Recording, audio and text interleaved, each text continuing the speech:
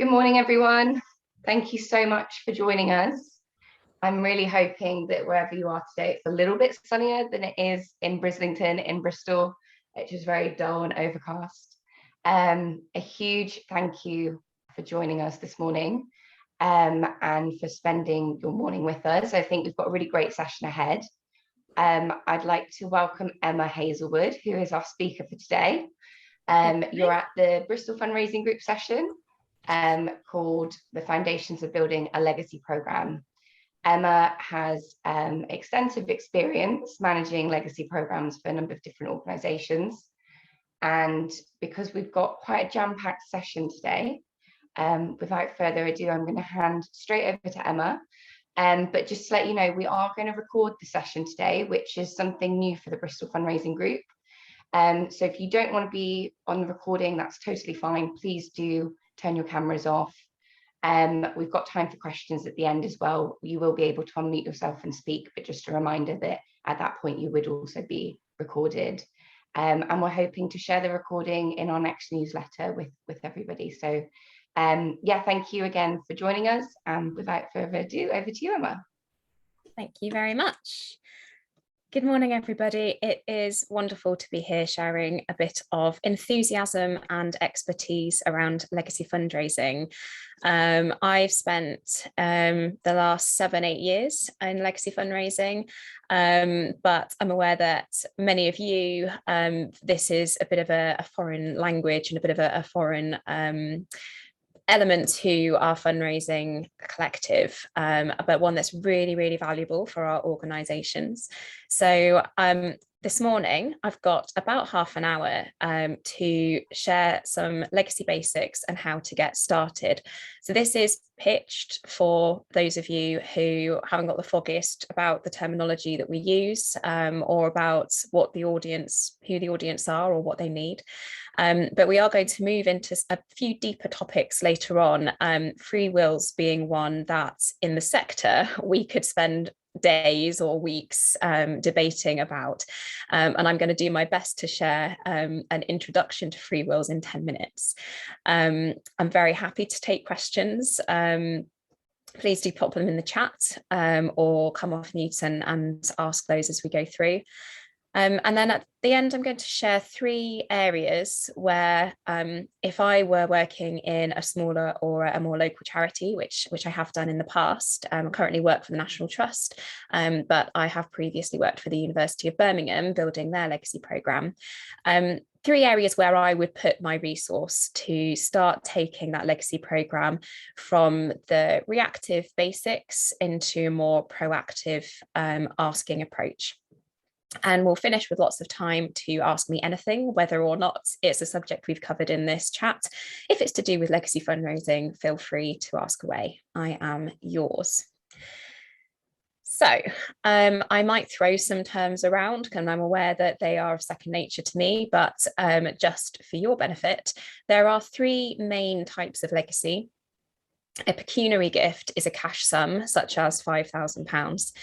This is the most commonly left type of legacy, but they tend to be lower in value. So what we really want people to be leaving is a residuary gift, which is a percentage of somebody's estate once their debts and once their assets have all been sort of accumulated, and you're left with a cash value. That can be split up into as many different percentages as they would like.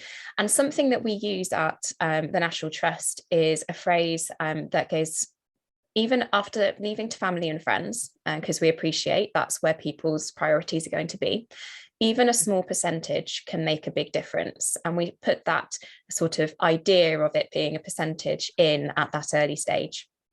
The average value of a residuary gift in the sector is £57,000. So they are really, really valuable. And the reason for that is that we tend to underestimate the value of our assets, and we tend to overestimate the amount of money that we're going to need for care costs later in life. So at the end, people's estates tend to be worth more than they might imagine that they could be worth. The last one is one that it is less common, although at the National Trust we get offered a load of these, which is a specific gift.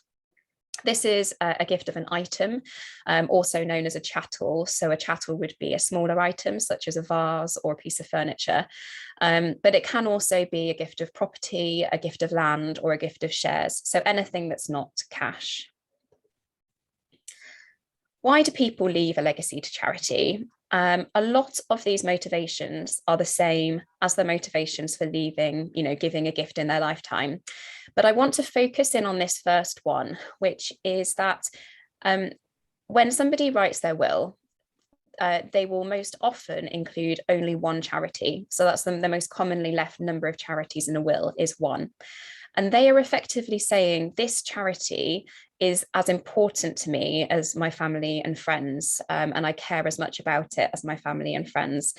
And usually that charity has got an alignment with that person's values. So we all live our lives by a set of values, whether we do that knowingly or whether we do that unknowingly.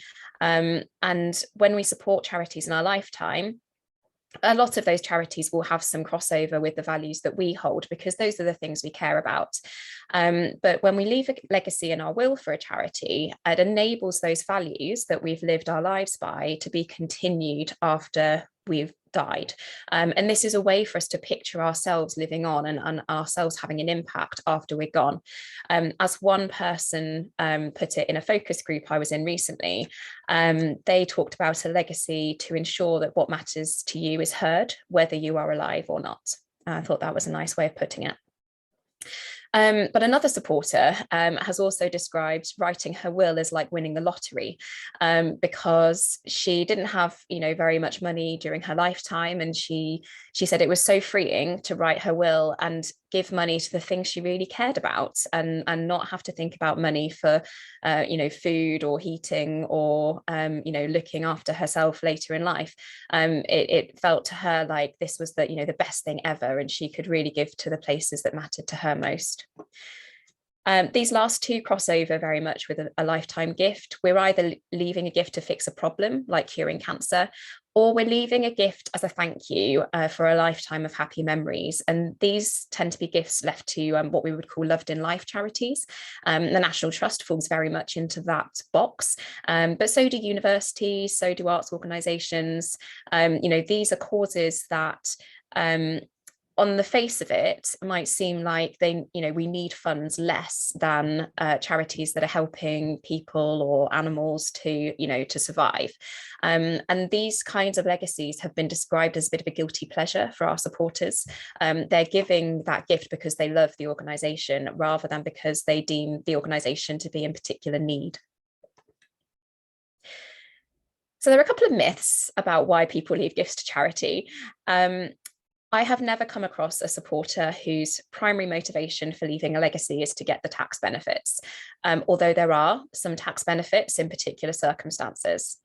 And despite what Greenpeace and large Netflix programs would have you believe, people don't tend to leave legacies to spite their charity, to spite their family rather. I've only ever heard rumours about that. What is the difference between a legacy and a donation?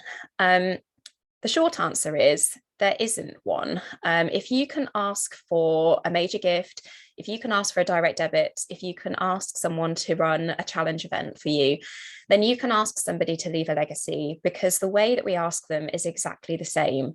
It's only the mechanism of giving that's different. Obviously, they're not putting money into a collection box. They are, they have to go away and write their will. And a supporter doesn't expect us to be legacy or legal experts. We are perfectly within our right and should say to the supporter, you need to seek your own professional advice when it comes to writing your will. So that's just one. We don't have to worry about knowing all the legal jargon or knowing how a will needs to be written.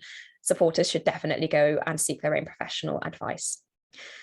But there are some considerations that should be made about leaving a legacy, which is that the average time delay between a will being written, and this is the last will being written, and the date of death is 7 years. So we tend to use this as a bit of an average in the sector, and big charities do tend to see about a 7-year delay on average between a pledge being made and that legacy being received by the charity.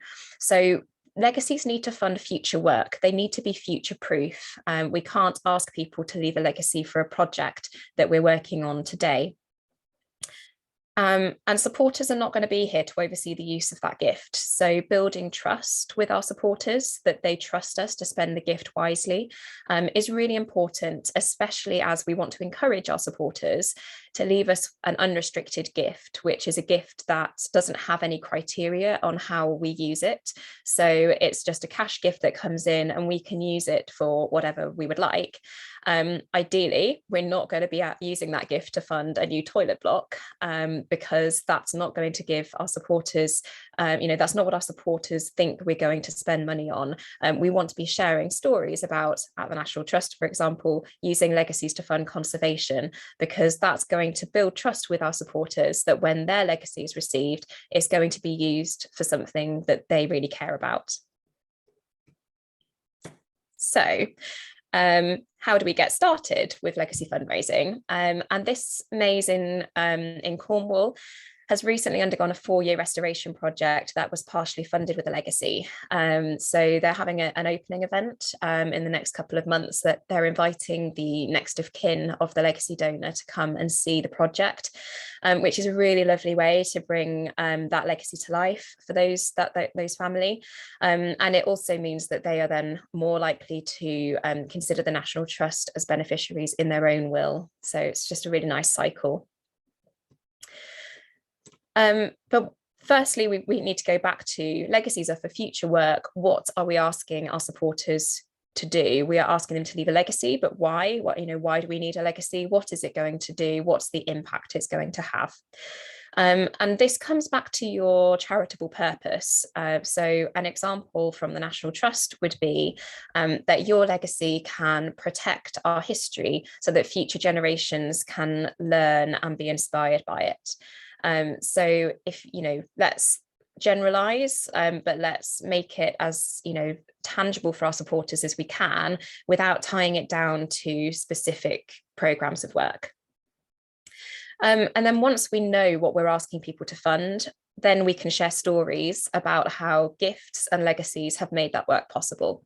As ideally a legacy, because then you can show people that when that legacy is received, you've used it for an interesting piece of work, but you might not have received a legacy yet.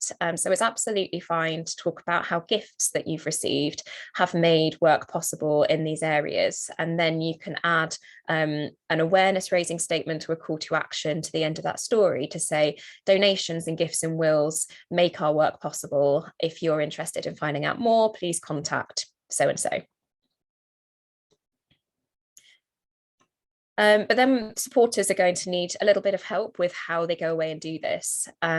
We've already talked about you are not the legal expert, and we would advise people to go and seek their own professional advice. But they'll want to take at least 3 things to their solicitor in order to write your charity into their will. And those 3 things are your charity's full name as registered with the Charity Commission, your current address, and it doesn't matter if that address might change in future. It's just another way to track back to make sure it's the right organisation that receives the legacy. And if you have a registered charity number or a tax exempt registration number, that's also a useful identifier to put into the will to make sure that your particular wildlife trust receives the gift and not the wildlife trust that's up the road. Now, lots of charities provide suggested wording for a solicitor to simply plug into a will, which makes a solicitor's job really easy and also makes sure that your charity have your sort of preferred wording in the will so that you're receiving the kind of gifts that you would ideally like to receive. But it's not necessary, absolutely not necessary. Now, what I have said in the past, and I would maintain, is that you could go to any big charity's website and find suggested wording for an unrestricted gift to that charity. And then you could take that charity's name out and you could replace it with the name of another charity. And at the end, you've got, a valid piece of suggested wording for an unrestricted gift. But if you have a legal office, or if you have a legal firm that you seek advice from, or if you've got a volunteer who's worked in the legal profession in the past, I would absolutely recommend running it past those people to make sure that your organisation is happy with the wording that you're giving to your supporters. Now, the last thing is to make this wording and your details available online. So have a page or part of a page that tells supporters what they need to do to go and make that gift. The reason to make sure it's online is that the baby boomer generation are the generation that are writing their wills right now. They are completely, digitally literate. They are highly educated. They are very savvy. And they are researching charities before they write them into their will. Lots of them don't want the charity to know that they're considering a gift. They would like to remain anonymous. So allowing them to self-serve that information online means that you might receive gifts from people who wouldn't otherwise have been able to leave you a gift because they didn't want to ring you and have a conversation. Actually, 1 in 5 legacies received by charities are from supporters that the charity didn't have on their database and didn't know were leaving them a gift. So I take a lot of comfort from this, because I consider for every person who's telling me about their gift, there are probably 4 more out there who are doing it, but don't consider it to be any of my business that they're doing it. So the last part of getting started is you can start to drip feed this message to your supporters and to your audiences. And we talk about drip messaging in legacy fundraising a lot, but it's not unique to legacy fundraising. So you're probably quite familiar with this concept.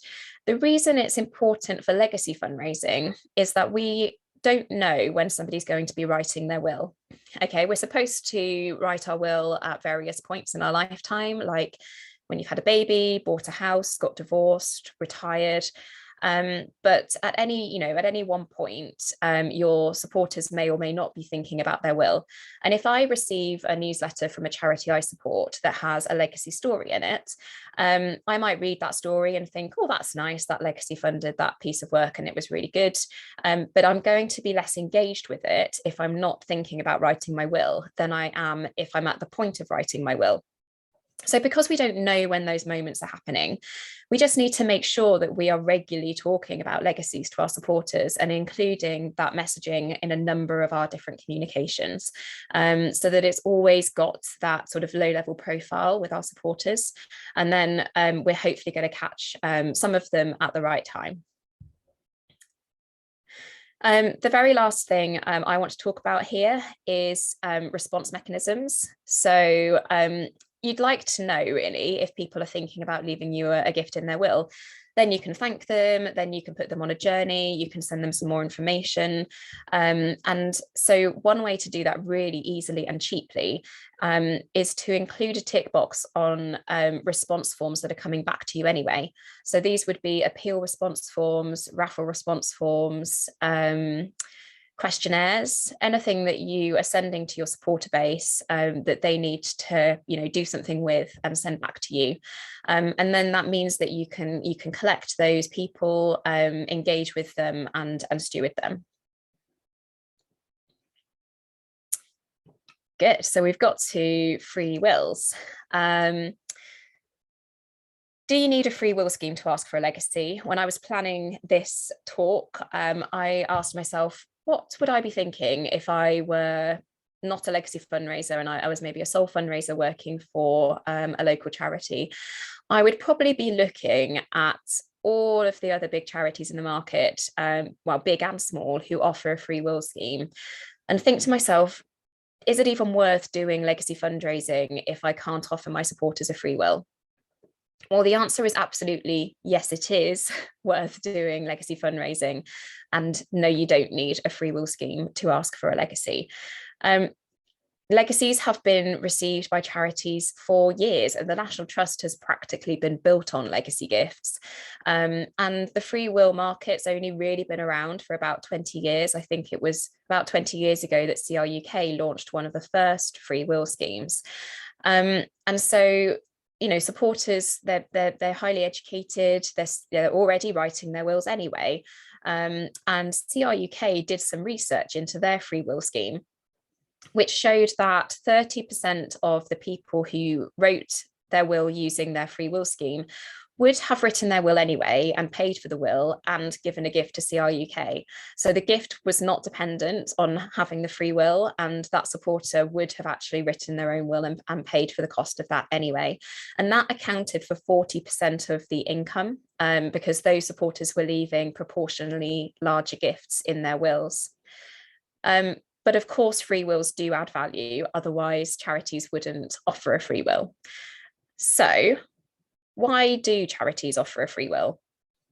I'm going to pause here and ask you a question. We're going to take a poll. Have you written your will? And you do have the option to rather not say. But as this is anonymous, let's all be upfront. We're going to have the results up on the screen before I move on.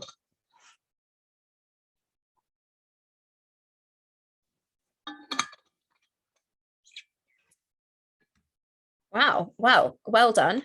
47% of us have written our will. 53% of us have yet to write our will, which is actually better than the UK population as a whole.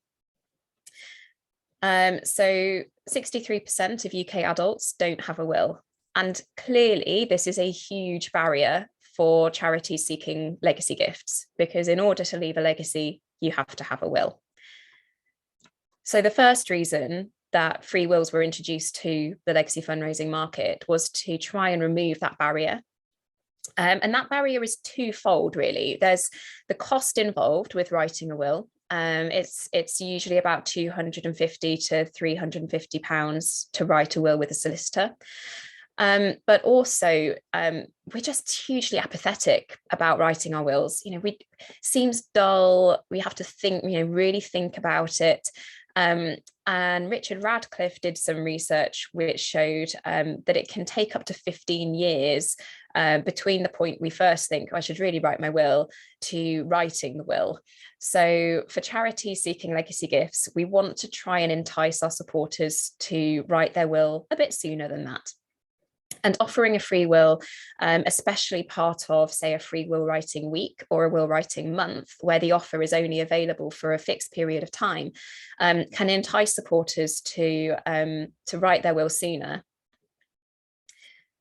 Will writing schemes vary, but many will writing schemes will provide you with a pledge response. So you will find out how many of the people who used the scheme wrote their will and included a pledge for your charity. So that can be really helpful. It's really useful for your senior staff who like to know the numbers, like to try and put a return on investment onto your fundraising, which is harder in the legacy sector than in other fundraising areas.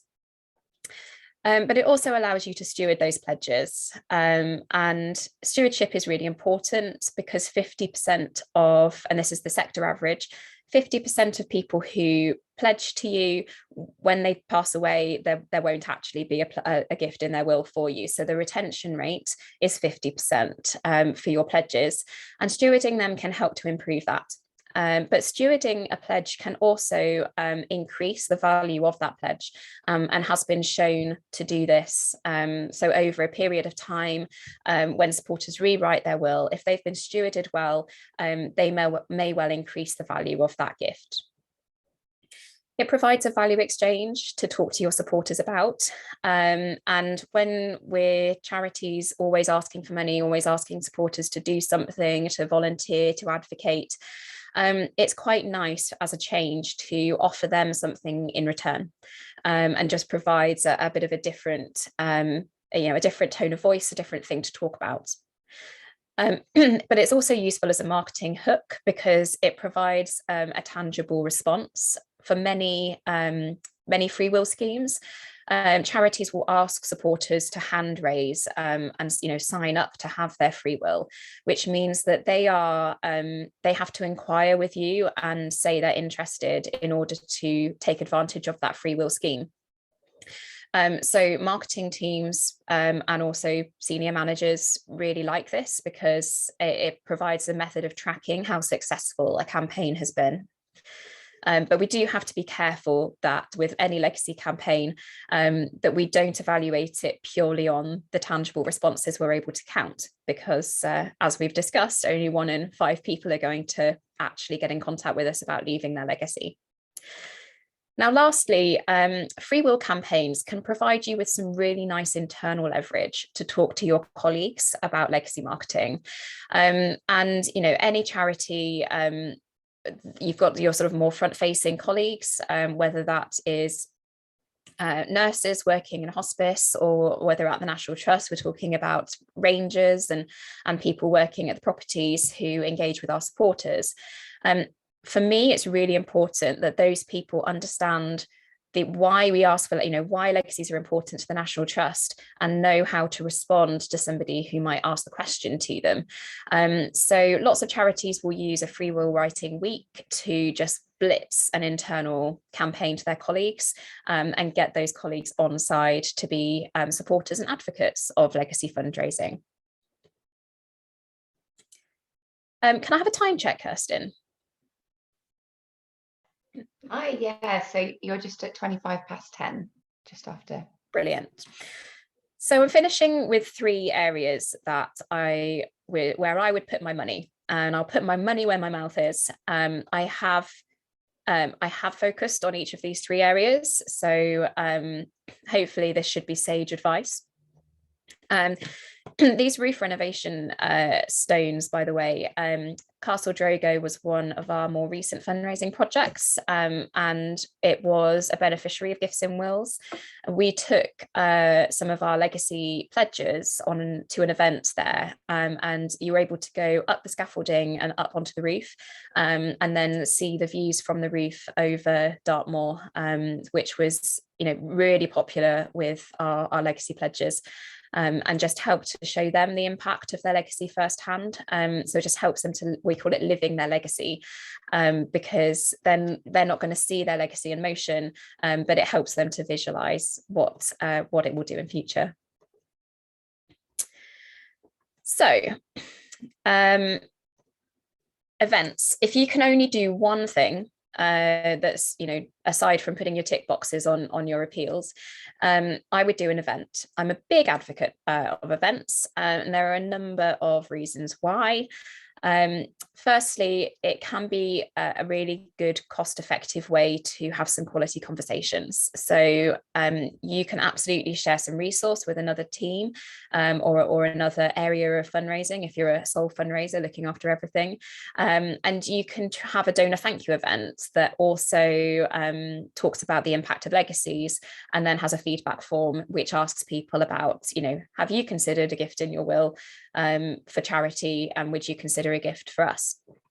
So you can share that resource and get more bang for your buck. Similarly, we would like to have a stewardship and cultivation event together. It is something we've done at the National Trust, where for a start, our guests can bring a +1. So we invite our pledges to come, and they will bring often a partner, but sometimes a friend. And so those people are receiving legacy messaging, and we can then give them a feedback form and see whether they might be interested in leaving a legacy as well. Plus, you can actually get your guests to almost advocate and fundraise on your behalf, because if a pledger gets talking to somebody who is not yet a pledger about why they're supporting, they can do that peer-to-peer selling for you. One of the best benefits to holding events is that if you have volunteers, they are a brilliant audience for legacies, but they don't want to receive your marketing. So they're a bit of a funny one. They're absolutely, huge advocates of your cause. They're giving you their time, which for lots of people is more important to them than their money. But they have an aversion to sort of being preached at about why your charity needs money. But they are completely open to leaving you a legacy, and they're twice as likely to leave you a legacy as the general public or your other supporters. So a really nice way to get the messaging in front of them is to invite them to come as helpers to the event. But actually they're there for the whole time. They're hearing exactly the same messaging that your guests are hearing, but they don't feel like they've been invited to hear it. So that's a really nice way to start to engage them.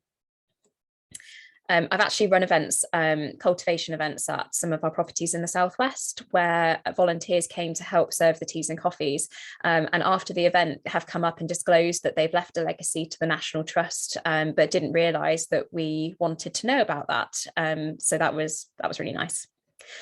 And lastly, especially if you've only got a small number of potential supporters for legacy, you can maximise those relationships by having really quality conversations with them. And an event is a good launch pad for that. So you can get them into the room, meet them in person, work the room at the event to make sure you're talking to everyone who's there, and then start to invite those people to maybe a one-to-one tour or a one-to-one conversation, and that's where the quality conversation come in about what might they want to support, and that way we can start to increase the potential of a larger legacy gift from them. Okay, social media is probably not where your head goes. Excuse me a minute. When you think about legacy audience, just a second. Which is why I wanted to talk about this one. Baby boomers are, they're my mum. My mum is a baby boomer. They're aged 55 plus, basically 55 up to about 75. They are the second largest demographic on Facebook. My mother-in-law is on Facebook way more than I am. You probably know some people like that as well. So social media is absolutely a valid place to put some legacy marketing. I was at a legacy foresight benchmarking review recently, where the survey showed that for small charities, 40% of their marketing budget was invested in digital, which was a larger percentage than the big national charities. Now, I don't have any proof for this, but I have some theories about why this might be. And the first one is that you don't have to invest as much upfront. So it's not going to be as expensive as doing a direct mail or a telephone campaign. So in that way, it's slightly more affordable, but it's also more agile. So if a post is not performing, if you're paying some paid Facebook and a post is not performing, you can remove your hand from the fire, cut that one off, try something else, and make sure that you're getting the best value out of your investment. I also look at legacy marketing in two work streams. The first one is awareness raising, where we're just making people aware that you can leave a legacy to a charity, and that it's a really valuable thing for that charity. But also a direct response work stream, where you're asking people to hand raise and say, I might be interested, or actually I've already pledged. And digital can be used for both of these. So you can absolutely do this on a shoestring with your organic social, and just raise awareness, like this post from Deer Park, where a legacy had funded some conservation to the tapestry, which meant an acorn was restitched into the picture that had been lost, just through how old the tapestry was, and a bit of disrepair. But if you've got some budget that you'd like to put into it, then you can go more down a paid Facebook route, such as this example from Martin House Children's Hospice.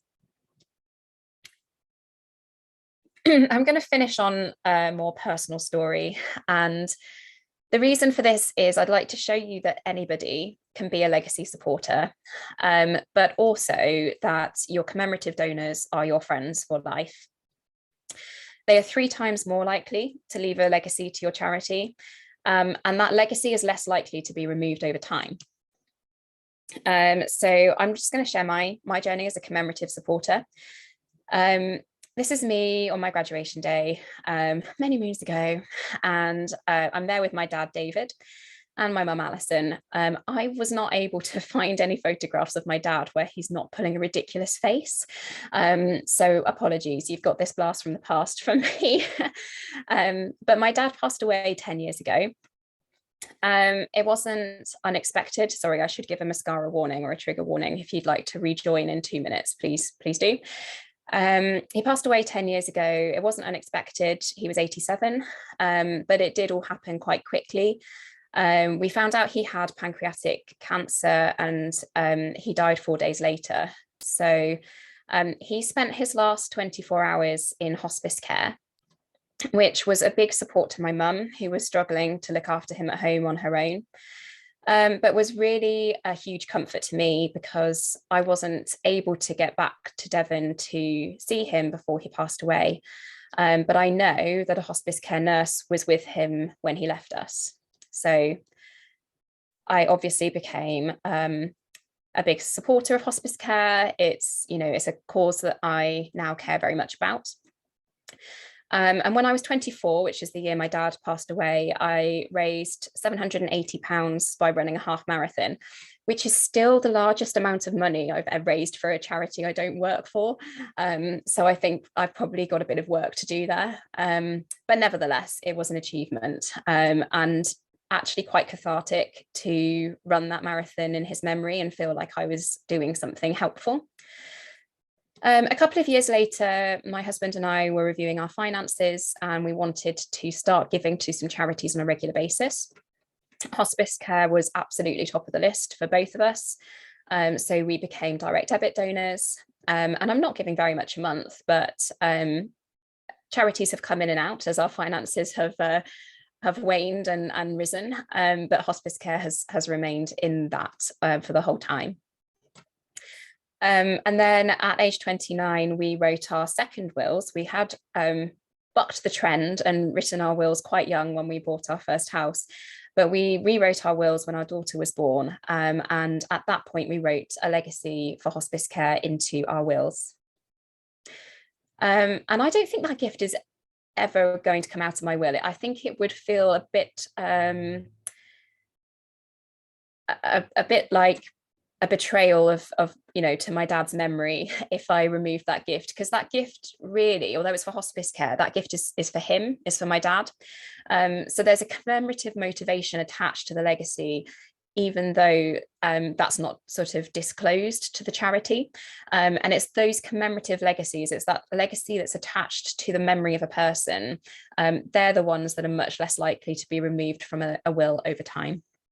So my last piece of advice to you is that if you can't do anything, if there's nothing else that you can do to raise money from legacies for your charity, if you're really short on time, if it's not something that you can really think about as a fundraising stream in its own, the best thing that you can do to support future legacy income is to really look after your commemorative donors. So we've reached question time. Great, thank you, Emma. Do you just want to stop sharing your screen? I will, yes. Pop back, because right now I'm a mystery voice. Hi, everybody. Emma, thank you so much for a wonderful presentation, but also for sharing that personal story at the end. I'm sure everybody really appreciated that. We've got some time for questions now for the last sort of 20 minutes of the session. If people want to type something into the chat function, please feel free to do so. If you want to raise your hand, you can do that using the Zoom function at the bottom of the screen, and then I can invite you to unmute yourself. But in the meantime, I'm going to kick off with my own question, if that's all right with everybody else. And it was just thinking about a donor that we're working with quite closely, and wondering if you ever, if it's appropriate to make a direct ask of somebody who is already quite involved in your charity and has already donated, multiple six-figure gifts. I think what you've described so far is quite insightful in terms of being sensitive around how you market and not asking people directly. And I just wondered if you would ever make a direct ask in that way, or if it doesn't seem appropriate. Yes, I absolutely would, and I have done in the past.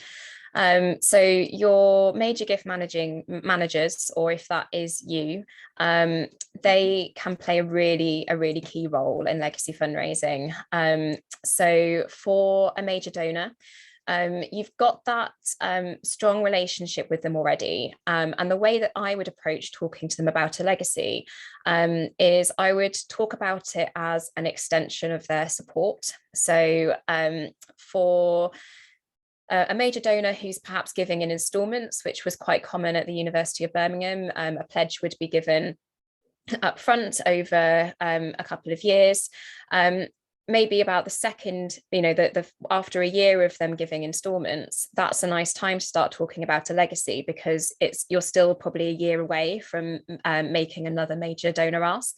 So you've kind of got a bit of a fallow period with them where you want to keep them in touch with the impact of their major donation, but you've got an opportunity to start talking about, have you thought about the continuation of your support of this charity, and is it something you would consider to extend your lifetime donations with a gift in your will? The other thing we had at the University of Birmingham was we were big on endowments, as lots of universities are, and so we had actually a legacy donor who was leaving us a very large legacy, who we then moved in to being a major donor by saying, you could start to see some of the his legacy was to create an endowment. So you could start to see some of the impact of your giving if you gave 100,000 to start the endowment today, and then you can start to get a student through your scholarship, which is then going to be supplemented with the gift from your will. So it works both ways. It's I think there's a really nice join up. Amazing, thank you so much. There's quite a few questions coming through from the chat, so I'm just going to read those out to you if that's all right. Mm-hmm. First of all, what percentage of people, if any, put a charity in their will without having previously supported that charity before? So when legacies are received, on average, about 60% of those legacies will appear to have no previous interaction with the charity. And that might be skewed by the fact that, databases are cleansed, especially in light of GDPR. Supporters might have supported at a local level, so they might have been more likely to come and visit, say, a charity shop, or some other way where data is not captured. So it's not infallible statistic. That's quite common in legacies, but yeah, about 60%. Some people just will know of your charity, know of your local impact, and support you from afar. And then when they write their wills, they might not actually have interacted with your charity, but just believe it to be a worthy cause. That's great, thank you. Next question is, how do you get your charity into a free will scheme? Do you build up relationships with solicitors? Yes, so there are a couple of ways to do this. And I think the easiest way is joining a scheme that exists already. So there are so many options out there that you almost need a whole session to talk about, what other considerations. But there are things like the Free Wills Network, which have a network of solicitors all around the UK. So and you pay per will. So you can choose how many people you refer to the scheme to make sure you're not overcommitting yourself. There are online will writing options that only charge you when a pledge is put into the will. There are online options that are entirely free, actually. So there are some affordable options, but I've also seen local charities form a relationship with one or two local solicitors, where actually the solicitors for those firms a free will writing scheme is beneficial for them because it's a way that they get new clients in. Solicitors actually, when they write a will, they do it at a loss, and they do it as a way to secure clients who might go to them for advice that is more profitable for them. So they're quite happy to join up with charities on a will writing scheme, but there are always considerations around compliance, making sure you're happy with the solicitor firm that you're essentially endorsing. So there are lots of considerations that I don't really have time to go into in full here. No worries. We'll share a link to the Free Wills Network as well in our follow-up email tomorrow. Next question is, how do you know if somebody is a commemorative donor? Yeah, so we capture this at the point of donation. So whether that's on a donation form or whether somebody donates online to the National Trust, there is a box that somebody can tick to say this is a gift that is either in memory or in celebration of a person, and then they can put that person's name in. I think what we and many other charities struggle with is then what is the onward journey for that person? Do we treat them any differently to somebody who has just given a regular donation that's not a commemorative donation? And I think on the face of it, probably not. But it's useful to have that piece of information so that you can then see, okay, insight wise, are they acting differently? Are the group of people who are giving commemoratively, are they giving more frequently? Are they giving at higher value? And we see that at the National Trust, they tend to give at a higher value. And then ultimately, are they pledging more gifts in their wills? So you could start to see which audiences will, act in certain ways. That's great, thank you. Next question. If we were to do a legacy mailing to determine interest in leaving a gift, what's the best criteria to decide who to include from our warm donors? Sorry, that was I felt like I didn't read that very well. No, that's a good question. So, if you can afford it, go to all of them, especially if maybe it's you could do an email part to your direct mail so that there's a more light touch option for lower level donors. But you're not at the University of Birmingham. What we looked for was engagements. So the more engagements a person had with the organisation, the higher propensity they had to leaving a legacy, or so we believed. So for instance, if they had more than one degree with us, or if they donated and also came to alumni events, or if they were an alumni mentor and something else, and they were a member of our heritage house that we had, all of these moments were captured in some way, not always in a helpful way to pull it as a query, if I'm honest, and that's probably something that you all face as well. But I would start with the people who are engaging most frequently. That's great, thank you. Any thoughts on how to reach possible supporters who are not digitally literate? Newsletters, ? Is this too much of a hard sell? We know that over 50% of our clients don't currently have digital access. Legacies doesn't need and shouldn't be a hard sell. So we tend to use softer wording, such as, would you consider a gift in your will? So that, absolutely can be put into your supporter magazines, your supporter newsletters. It can be, an additional ask in a appeal. So you could share we've done this with our raffle, where we put some cause content into our raffle, and we then saw an uplift in people buying tickets, and then we ask for a donation on top. Then we also ask them if they would like some more information about a legacy. So we make our raffle work really hard for us. But where we have seen the benefit is including cause messaging in the letter for the raffle. And then we've included sort of box out on that letter that had a legacy story. So it's sort of making sure we can tell that story at the same time as asking if they would like some more information or would consider leaving a gift themselves. Awesome, thank you. I've got quite a lot more questions to keep running through, so I'm going to crack on.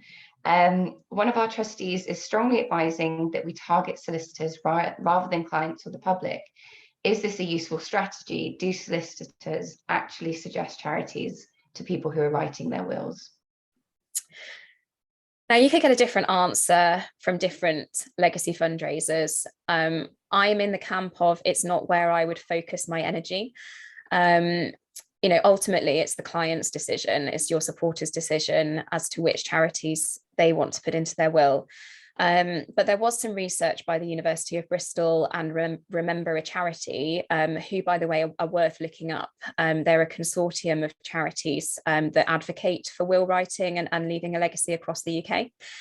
They did some research that showed when a solicitor prompted for a charity gift, the likelihood of a gift being included went up.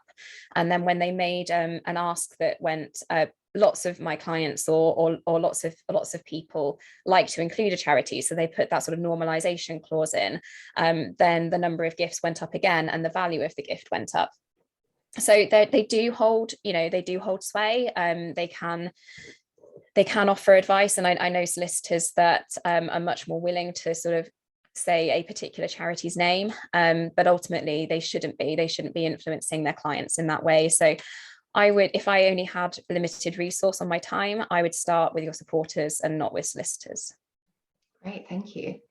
Next question is about unexpected legacies. So you only find out about them when the supporter's estate is going through probate. Are there any documents that you should request copies of from the executors, such as the will? Thinking about situations when executors don't use a solicitor to manage the distribution of the estate. Yes, you're asking the wrong person about this, really.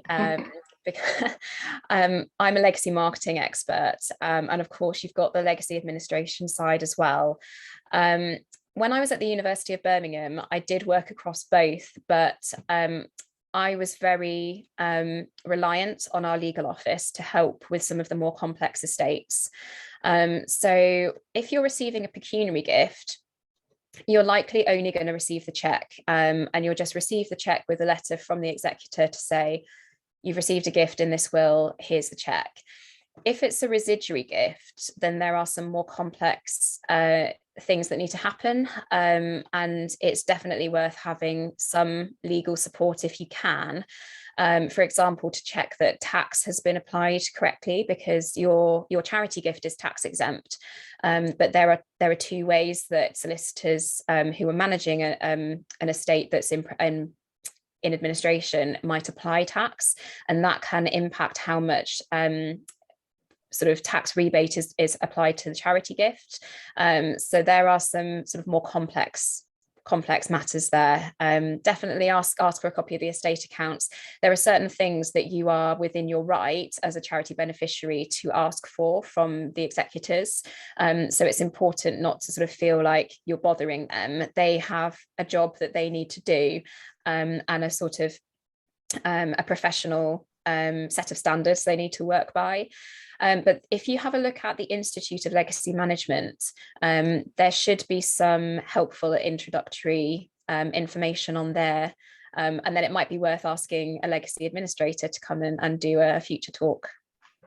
Great, thank you. We'll include links to all of these amazing organisations that you keep name dropping as well. So I'm jotting them down as we speak. Next question. If you were going to make an ask for a gift in a will, how long should you wait after their first donation? So do you mean a person has given a donation, and do you mean a major donation, or like a low-level cash gift, I suppose, is my question back. Katie, I don't know if you want to mute yourself and maybe respond to Emma directly. Yeah, hi. Yeah, thanks for that.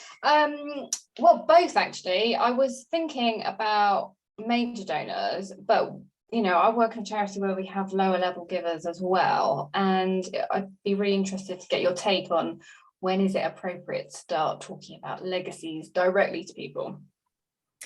Yeah, so for your low-level people, your charity probably has a policy where you leave a certain gap between fundraising asks. We have one at the National Trust where we leave it 2 months between fundraising asks. So as long as I'm adhering to that, I don't see any problem in going back to a donor who gave £20 2 months ago to talk to them about gifts in a will.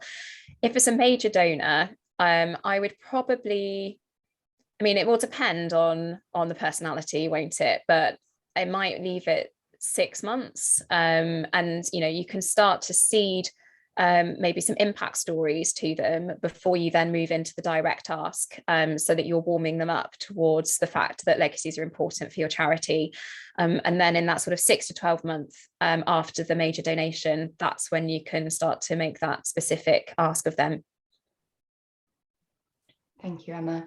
Thanks. So final question has come through. So if anyone else has got anything they want to squeeze in, you've got a couple of minutes left. But in the meantime, any thoughts on the merits of promoting restricted giving for donors who want to direct their gifts to a specific service? Obviously, general is always best, but I wonder if you don't give the option to restrict gifts, they might not choose your charity.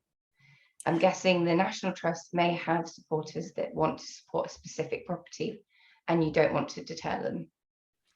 Yeah, so 30% of our legacies are restricted in some way. And lots of people will choose their favorite property, but as long as the restriction is not too detailed, we're very happy to receive a restricted gift. At the University of Birmingham, how I managed this was on the website where I had all the information about how to leave a gift. I highlighted some areas that we were particularly looking for legacies towards, and that just gave supporters an idea. So scholarships, research, facilities, that kind of thing. And you can provide suggested wording for those restrictions as well, which then helps people. So in our legacy brochure at the National Trust, we give suggested wording for a gift to a property, for a gift to countryside, and various other common restrictions. Brilliant, thank you. We've had one more question come through. We've had a recent surge in legacy pledges at our organisation, most likely triggered by some recent events. Is this something more that is happening over? Oh, I think the question, sorry, is that is this something that you're seeing universally with other organisations too? So I saw a really interesting graph from Fairwill, which showed the number of people writing their wills through their service in 2020. And on the day of national lockdown, there was a tremendous spike in the number of people going online to write their wills. So yes, I think it's something that's probably an element, has been impacted by the pandemic, and people, A, having the time because they've got nothing better to do, but B, sort of being faced with their own mortality in a bit more of a direct way. But great that you're receiving the legacies. That's all the questions that have come through. So thank you so much, Emma.